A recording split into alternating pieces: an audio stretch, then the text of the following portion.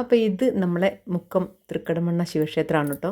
അപ്പോൾ ഞാനിന്ന് നാളെയാണല്ലോ ശിവരാത്രി. അപ്പം ഞാനിന്ന് പിന്നെ വഴിപാടൊക്കെ കഴിപ്പിക്കണമെങ്കിൽ നമ്മൾ തലേന്ന് വന്നിട്ട് ചീട്ടാക്കി വയ്ക്കായിരുന്നു കേട്ടോ.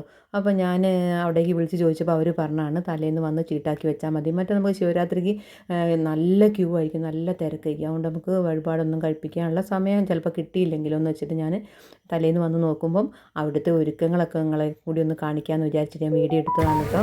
ഇത് കണ്ടില്ലേ, ഇത് ഇതാ അമ്പലത്തിൻ്റെ മുകളിലത്തെ ആ സ്ഥലമാണ്. അവിടെ ലൈറ്റ് കണ്ടില്ലേ, അവിടെ എപ്പോഴും നല്ല തിരക്കുണ്ട് കേട്ടോ. ഇന്ന് നന്നായിട്ട് തിരക്കുണ്ടായിരുന്നു. ആൾക്കാർ 4 മണിയാകുമ്പോൾ തൊട്ടേ ആൾക്കാർ വന്നിട്ടുണ്ടെന്ന് പറഞ്ഞ് പോകാൻ വേണ്ടിയിട്ട് നല്ല തിരക്കുണ്ട്. മുകളിൽ കുറേ ആൾക്കാരുടെ കണ്ട് താഴത്തെ കണ്ടൊക്കെ ഇത് വന്ന് നിൽക്കുന്നവരാണ്.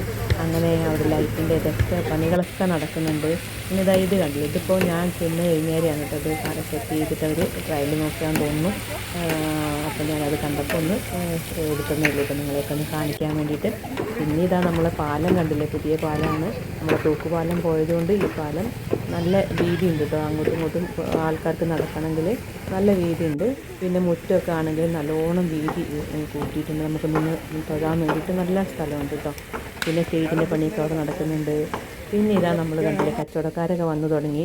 റോഡ് സൈഡിലൊക്കെ അവർക്കുള്ള സ്ഥലങ്ങളൊക്കെ അവർ സെറ്റാക്കി അങ്ങനെ ഇങ്ങോട്ട് പോകുന്നു കേട്ടോ.